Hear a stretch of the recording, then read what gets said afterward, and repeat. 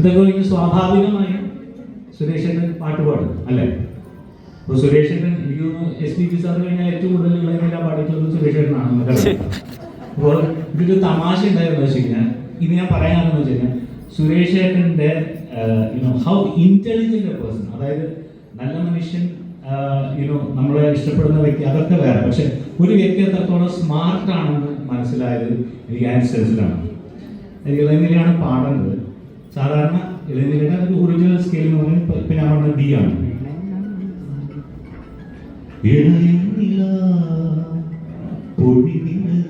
ഇതാണ് പാട്ടിൻ്റെ സ്കെയിൽ, പാട്ട്. പക്ഷെ ഒരു തമാശ എന്താണെന്ന് വെച്ച് കഴിഞ്ഞാൽ അദ്ദേഹം പാടാൻ പുറപ്പെട്ടു.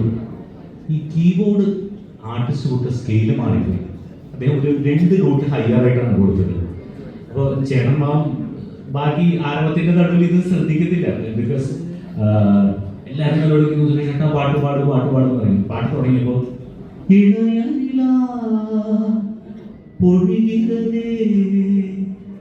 ആദ്യ ലൈൻ പാടിയപ്പോൾ ഞാൻ അപകടം വന്നു. അതായത് ഇത് കയ്യിൽ പോയിട്ടത് വെച്ചത്. രണ്ടാമത്തെ ലൈൻ പാടിയപ്പോൾ സുരേഷേട്ട മനസ്സിലായി. ഇതയം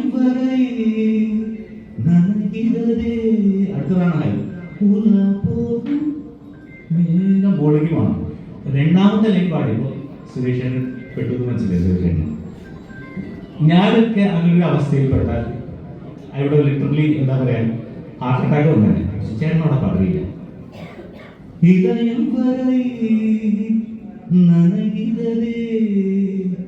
അനു പാടും അവിടെയാണ് ചേട്ടന്റെ പ്രസൻസ് ഓഫ് ഒരിക്കലും പറഞ്ഞത്. Thank you so much. എല്ലാവർക്കും അധികം സംസാരിച്ച് പോരാടിയിരിക്കുന്നില്ല. ഒരിക്കൽ കൂടി നിറഞ്ഞ